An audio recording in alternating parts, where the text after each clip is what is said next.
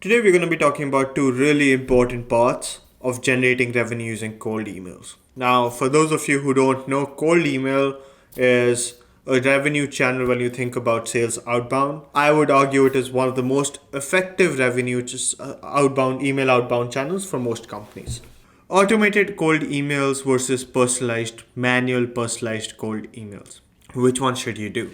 Now, this stems from a question someone asked me is whether hey, I don't know if automated cold emails are good for me, and some people just doing automated cold emails and no manual personalized cold emails. In this video, I'm going to be breaking down both of them and giving you honest answers to which ones should you do. Let's start off with the truth. The truth is, in 95% of the cases, you should be doing both. Because if you're not doing one of them, you're missing out on revenue.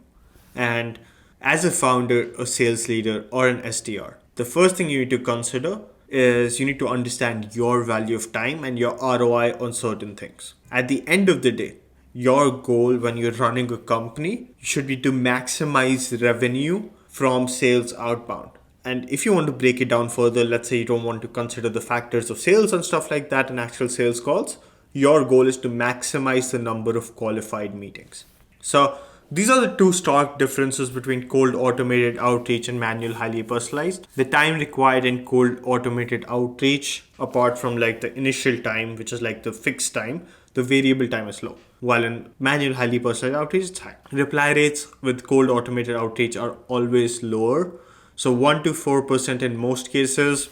Some companies can get as much as high as 10, but that's really rare. For manual highly personalized outreach, typically 10 to 30%. Possibility of booking meetings is high in both of them. Cold automated outreach, especially when you talk about the first email alone, is less relationship driven than manual highly personalized outreach. And that doesn't mean you cannot create a relationship over time, but the first email alone is not super relationship driven. So let's break down both of them. Cold automated outreach. Ideally, you should be sending cold automated outreach to people who have never heard of you. Now, this does not mean that you email people who are not ideal prospects.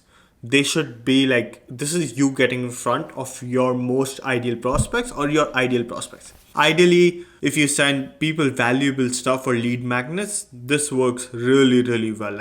This is one of the cheat codes to generate that top of the funnel audience. The goal of your outreach is to get them on a call or potentially make them aware about your services and slowly move them down the funnel. This may not be even the cold automated outreach works really, really well. So the benefits are you can set up cold emails for the next 2 to 3 weeks and forget about them. So if you're doing cold automated outreach, you're reaching out to a huge audience at the lowest cost possible. Think about it like another way of doing ads, but you're not paying for the ad cost. One of the easiest ways to create impressions and one of the most productive, easy way to get meetings. Value-driven go-to emails that people will actually be happy to read and they appreciate you reaching out to them. So as a founder or someone who's busy, this is a huge plus. As an SDR, it's a money-making machine. This alone can get you anywhere from 5 to 6 meetings per week and will be a blessing. Think about meetings being generated on autopilot for you. It sounds too good to be true, but ever since we've started doing it and obviously, we do it for other companies, but for ourselves too. As a founder myself, I don't really have the time to constantly monitor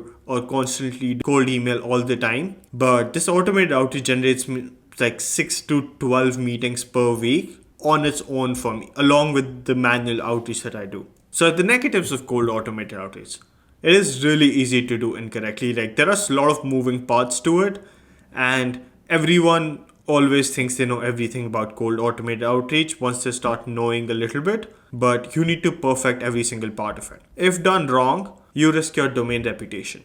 This one's a huge too because email is such an important channel of communication that you cannot risk your domain reputation. And the third one, which is a huge negative, is it's really easy to build a bad list just because you're pulling leads in bulk now, and bad lists lead to meetings with unqualified prospects, and that's a huge time waster. One of the worst things you can do is set up 10 meetings and not even a single one is qualified. So you need to move this away from your primary domain. And that's going to be the big one, because like then if you do anything incorrectly on the secondary domain, at least you're not harming the company in the long run. And if you do the technical part of this correct, say the right things to the right people, you will be golden. So entire cold automated outreach can be simplified over there. Now, when does cold automated outreach fail? When your target market is extremely small, less than 50 to 100 companies. Now, I have never heard of a case that cold automated outreach work for companies if your target market is just 50 to 100 companies. At that point, you're better doing personalized outreach, and then this is not for you. And the second time it fails is when you send automated emails from your primary domain. This is just being a part of a bad setup that you're burning your domain, because this is risky. People will mark you as spam. Some people just don't like receiving them. That's a minority of the population, but you probably will never end up selling to those people anyway. Now, let's talk about manual, highly personalized outreach. Highly personalized outreach is great for more strategic and enterprise sales. Again, a really important part of like sales. It works really well when you're reaching out to your top 20 accounts maybe. So like these are like your strategic accounts. So you're spending a lot of time actually reading about the prospect, the company, and giving them extremely tailored solutions to their specific business challenges. It's just like one of those networking things where like you should know how you can help the other person, and it's not a question of like, hey, do you guys need help? It's like you should know what the problem is, you should be helping them. That's when this works really well. So you're reaching out to people, and again, to separate it, maybe you're reaching out to people who've shown some form of interest in you. So they're not absolutely cold. This is not 100% true. You can do this to cold audience as well, but you need to be more likely to close them, and it has to be worth your time because you're spending 10 to 20 minutes on each email you craft. So you should probably save this for like strategic outreach. This is also low risk, so you can send it from your primary domain. You use this for enterprise sales and more relationship driven selling, where it is really important to build a relationship from day one. Now, the benefits of personalized outreach. Your response rates will be much higher. Never seen a case where like your response rates are lower for like personalized outreach versus automated outreach. You will be able to separate yourself from the industry. A very general statement, works for most cases, but yeah, like when 90% of the people are doing automated outreach and you do a lot of research, you can separate yourself. Third, you will be able to build relationships over time. Again, a general statement, but yeah, like definitely like better at relationship building than automated outreach. So negatives, it takes a lot of time. And if you write basic personalization, that can be done using AI plus automated outreach. Now, when we talk about manual personalized outreach, there should be some form where you're actually spending time really researching into the prospect.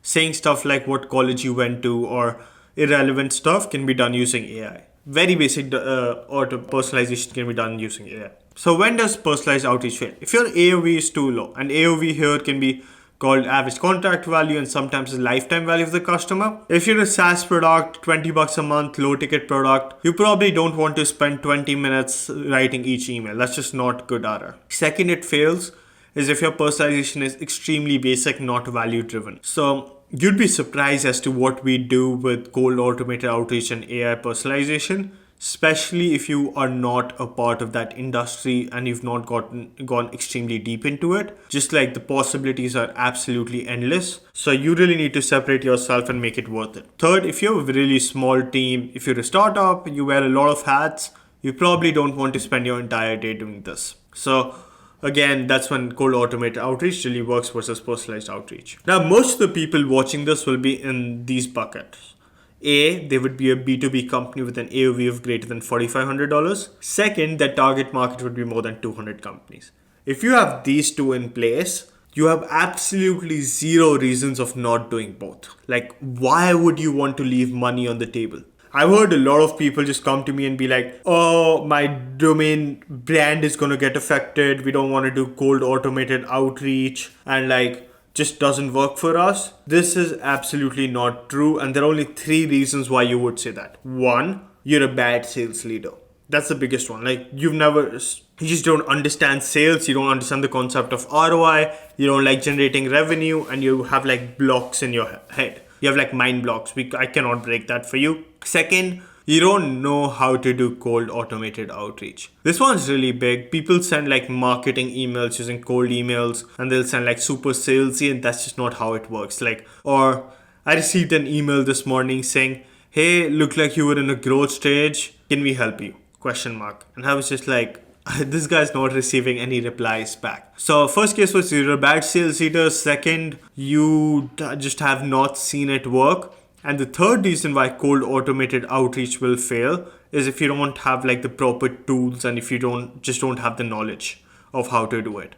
So no other reasons why it would fail. And personalized outreach, honestly, like that should not fail if you're reaching out to people. So set up some cadences to top of the funnel that can be automated. So you're running through every single one of your targets and use the extra time. Now that frees up a lot of time to send highly personalized outreach to your strategic clients. It's as simple as that. That's the whole concept of sales outbound. So using emails, like cold calling is another aspect. And then you can include LinkedIn, which is like a form of messaging. But yeah, that's it. And one other thing that people get truly worried about is like, oh, I'm going to run through my entire lead list. Let's say you have 1,000 companies in your target market, right? And 1,000 is a lower number for most companies, like you will have more than 1,000. But let's say you have 1,000 companies in your target market. So you reach out to 4 people from each company, that's 4,000 contacts. If you send 4,000 emails a month, that's a lot of emails using automated outreach. 3 or 4 step sequences, that means you're touching 1,000 leads.